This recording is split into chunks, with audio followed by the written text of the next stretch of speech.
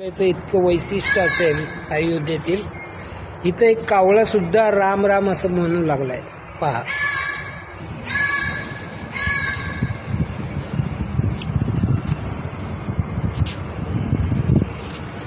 Ram Ram Ram Ram Ram.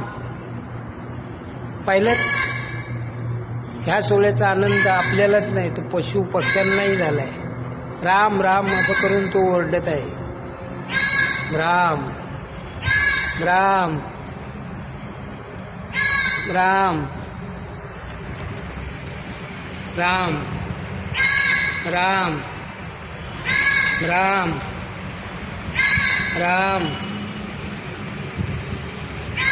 Ram Ram Ram Ram